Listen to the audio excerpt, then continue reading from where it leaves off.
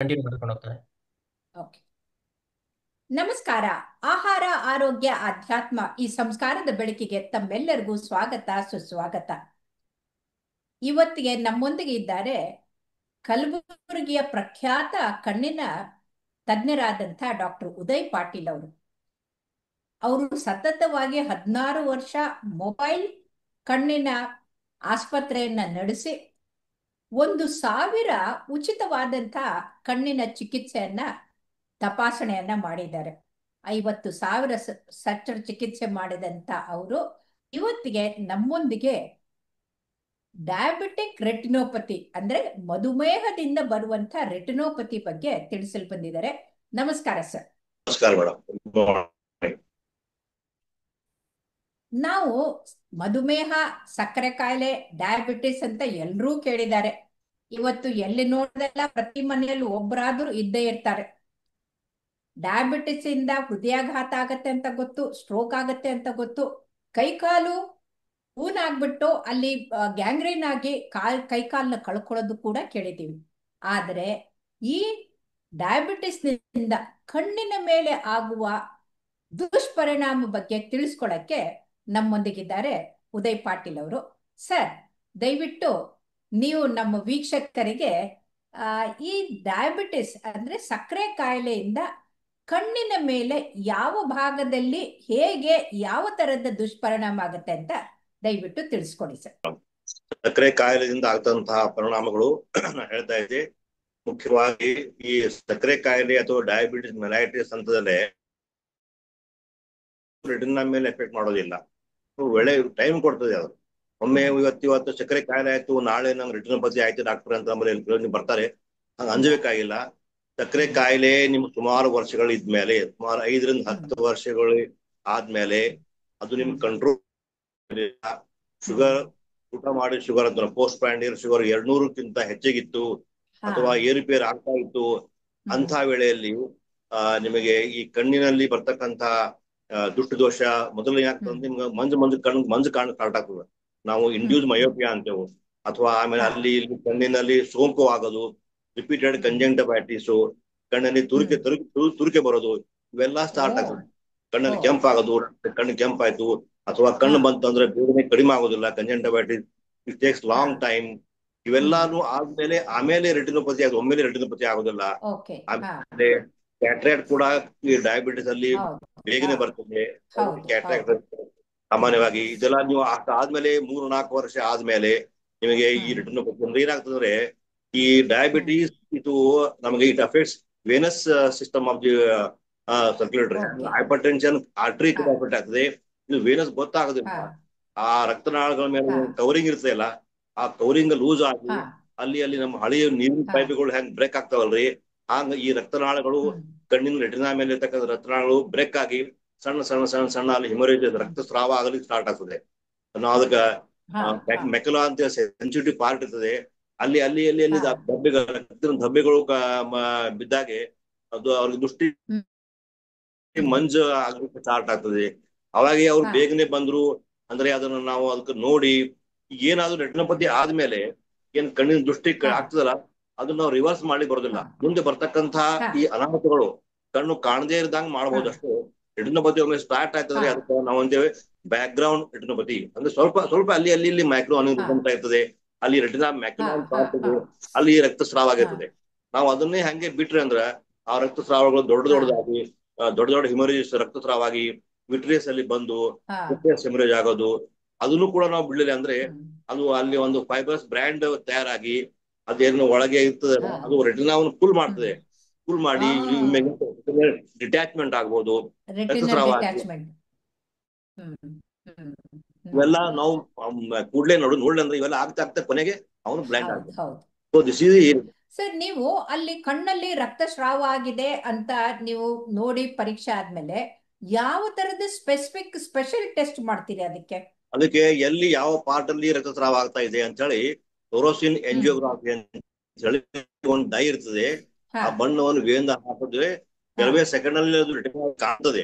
ಅದು photo scan, ನಾವು ಅದು ಒಂದು ಫೋಟೋ ತಕೊಂಡು ಯಾವ ಪಾರ್ಟ್ ಅಲ್ಲಿ ಲೀಕ್ ಆಗ್ತಾ ಇದೆ ಅದನ್ನ ನಾವು ಟೆಸ್ಟ್ ಮಾಡಬೇಕು. ಇತ್ತೀಚಲಾಗಿ OCT ಅಂತ ಹೇಳಿ ಹಾ ಆಪ್ಟಿಕಲ್ ಕೋಹೆರೆಂಟ್ ಟೆಸ್ಟ್ ಅಂತ ಹೇಳಿ ಇವೆಲ್ಲ ಕೆಲವು ರೆಟಿನಲ್ ಟೆಸ್ಟ್ ಇರ್ತವೆ. ಯಾವ ಭಾಗದಲ್ಲಿ ಹ್ಮ್ ರೆಟಿನಾ ಅಫೆಕ್ಟ್ ಆಗಿದೆ, ಒಮ್ಮೆ ರಕ್ತಸ್ರಾವ ಹಾ ಆಯ್ತಂದ್ರೆ ಆ ಹಾ ಭಾಗದಲ್ಲಿ ರೆಟಿನಾಗೆ ಆಕ್ಸಿಜನ್ ಸಪ್ಲೈ ಕಡಿಮೆ ಆಗ್ತದೆ.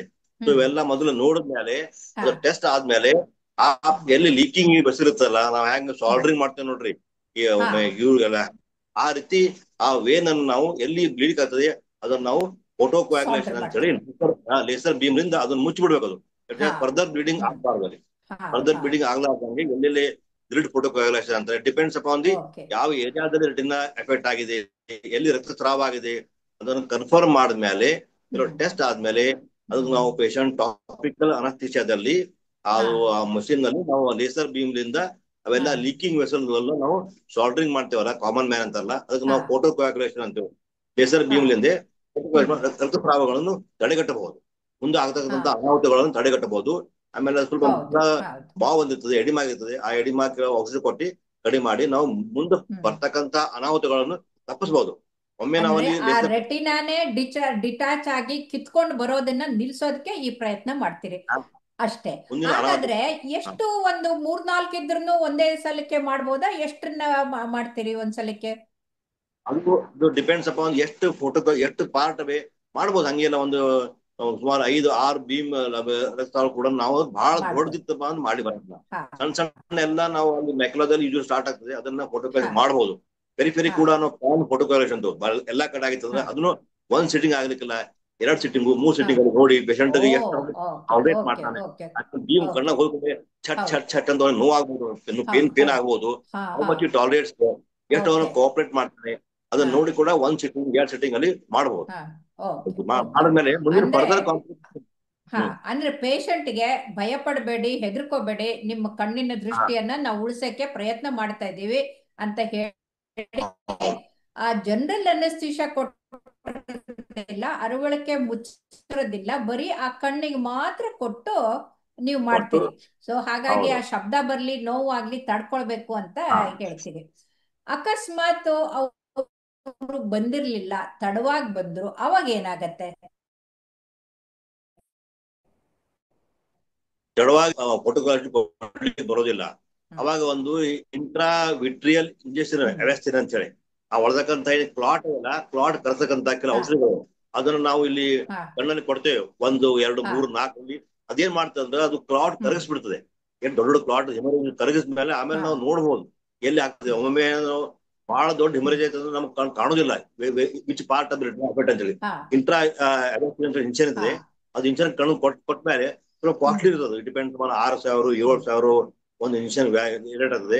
ಹ್ಮ್ 1 2 3 ಇನ್ಶೂರೆನ್ಸ್ ಕೊಟ್ಟ ಮೇಲೆ ಹ್ಮ್ ಅದೆಲ್ಲ ಪಾರ್ಟ್ ಕ್ಲಿಯರ್ ಆಗ್ತದೆ, ಎಲ್ಲಿ ಹಿಮರೇಜ್ ಹ್ಮ್ ಆಗಿದೆ ಅಲ್ಲ ಹಾ ಅದಾದ್ಮೇಲೆ ನಮ್ಗೆ ಕಾಣ್ತದೆ. ಹಾ ಆಮೇಲೆ ನೀವು ಫೋಟೋ ಕಳಿಸಿ ಕೊಡ್ಬೋದು. ಹ್ಮ್ ಅದಕ್ಕಿಂತ ಬಹಳ ಆಗಿತ್ತು, ಹರಿದು ಓಕೆ ಬಿದ್ದಿತ್ತು ಅಂದ್ರೆ ಓಕೆ ಏನು ಅದು ಉಪಯೋಗ ಆಗುದಿಲ್ಲ. ಆ ಹರಿದ ರೇಟ್ ನಾನು ಮೊದಲು ಓಕೆ ಕೂಡಿಸ್ಬೇಕು, ಡಿಟ್ಯಾಚ್ಮೆಂಟ್ ಮಾಡ್ಬೇಕು.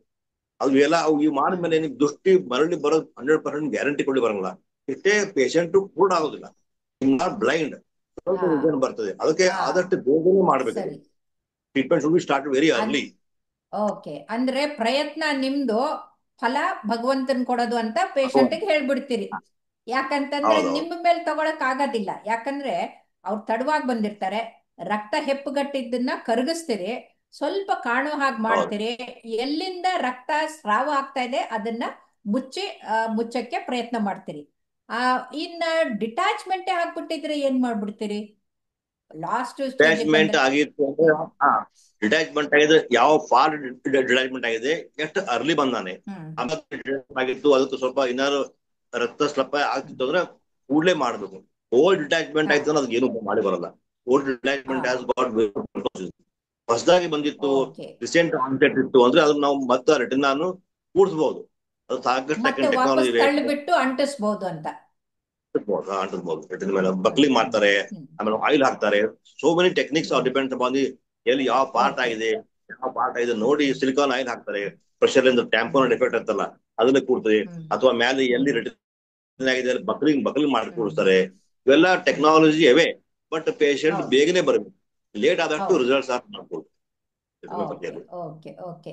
ಸರ್, ಕೊನೆಯದಾಗಿ ಸಕ್ಕರೆ ಕಾಯಿಲೆ ಇದ್ದವ್ರಿಗೆ ನೀವು ಏನು ಕಿವಿ ಮಾತು ಹೇಳ್ತೀರಿ, ಏನ್ ಮಾಡಬೇಕು ಏನ್ ಮಾಡಬಾರ್ದು ಅನ್ನೋದನ್ನ ದಯವಿಟ್ಟು ತಿಳಿಸಿ. ಸಕ್ಕರೆ ಕಾಯಿಲೆಯವರಿಗೆ ನಾನು ಪತಿ ಅಂದ್ರೆ ಗಂಡ, ಪತಿ 4 ಪತಿಗಳು ಅವೆ, ರೆಟಿನೋಪತಿ, ಆಂಜಿಯೋಪತಿ, ನ್ಯೂರೋಪತಿ, ನೆಫ್ರೋಪತಿ. ಈ ನಿಮ್ಮ ಗಂಡ ಬಿಡ್ರಿ, ಈ ಪತಿಗೆ ನೀವು ನಿರಂತರ ಮೇಲೆ ನೀವು ಶುಗರ್ ಚೆಕ್ ಮಾಡ್ಕೋರಿ, ಫಿಸಿಷಿಯನ್ ಭೇಟಿ ಆಗರಿ. ಆಲ್ವೇಸ್ ಟ್ರೈ ಟು ನಿಮ್ ಬ್ಲಡ್ ಶುಗರ್ ಅನ್ನು ಕಂಟ್ರೋಲ್ ತರಲಿಕ್ಕೆ ಪ್ರಯತ್ನ ಮಾಡ್ರಿ. ಏನಾಗ್ತದ ಡಾಕ್ಟರ್ ಹಂಗೆ ಹೇಳ್ತಾರ ಅಂತ ಒಂದು ಉಂಡಿ ತಿಂದೆ, ಜಾಮೂನ್ ತಿಂದೆ, ಇವು ಮಾಡ್ಲಿಕ್ಕೆ ಹೋಗ್ಬೇಡ್ರಿ. ನಿಮಗ ಗಂಡಕ್ಕಿಂತ ಈ ಪತಿಗೆ ನೀವು ಹೆಚ್ಚಿಗೆ ಪ್ರೇ ಮಾಡಿದ್ರೆ ಆ ಪತಿ ನಿಮ್ಗೆ ಕಾಪಾಡ್ತಾನೆ. ಇದು ನನ್ನ ಓಕೆ. ಸಲಹೆ. ಒಂದು ಮೇಲಿನ ಮೇಲೆ ಚೆಕಪ್ ಮಾಡ್ತಾ ಇರಿ. 4 ಪತಿಗಳು ನಮ್ ಹೇಳ ತುಂಬಾ ಯಾರು ತುಂಬ ನಮ್ ಪ್ರೊಫೆಸರ್ ತಿರುಮಲಾಚಾರ್ಯ ಹೇಳಿದ್ರು. ತಿರುಮಲಾಚಾರ್ಯ 4 ಪತಿಗಳು ನೋಡ್ರಪ್ಪ ತಿರುಮಲಾಚಾರ್ಯ. ಅಂತ. ಅವ್ರದ್ದು ನಮ್ದು ಡಯಾಬಿಟಿ ರೆಟಿನೋಪತಿ. ತಿರುಮಲಾಚಾರ್ಯ ಅವ್ರು ಹೇಳಿದ್ದು ಬಹಳ ಚೆನ್ನಾಗಿದೆ. ಅವ್ರು ಹುಬ್ಬಳ್ಳಿಯಲ್ಲಿ ಹೇಳ್ತು, ನಮ್ಗೆ ಬಹಳ ನಗು ಬರ್ತಿತ್ತು. ಇವ್ 4 ಪತಿಗಳು ಕಾಪಾಡ್ಕೋರು ನೀವು ಅಂತ ಹೇಳಿ. ಓಕೆ. ಹೌದು. ತುಂಬಾ ತುಂಬಾ ಸಾಮಾನ್ಯ. ಧನ್ಯವಾದಗಳು ಡಾಕ್ಟರ್ ಉದಯ್ ಪಾಟೀಲ್ ಅವರೇ. ಇಷ್ಟು ಥ್ಯಾಂಕ್ ಯು. ಸರಳವಾಗಿ ಸಕ್ಕರೆ ಕಾಯಿಲೆ ಇದ್ದವರು ಭಯ ಪಡಬೇಡಿ, ಆದರೆ ಸಮಯಕ್ಕೆ ಸರಿಯಾಗಿ ಬಂದು ಚಿಕಿತ್ಸೆ ಮಾಡಿಕೊಂಡು ನಿಮ್ಮ ದೃಷ್ಟಿಯನ್ನ ಕಾಪಾಡ್ಕೊಳ್ಳೋದು ನಿಮ್ಮ ಕೈಯಲ್ಲಿದೆ. ನಿಮಗೆ ಸಹಾಯ ಮಾಡೋದು ವೈದ್ಯರ ಕೈಯಲ್ಲಿದೆ ಅಂತ ಹೇಳ್ತಾ ಧನ್ಯವಾದಗಳು. Thank you.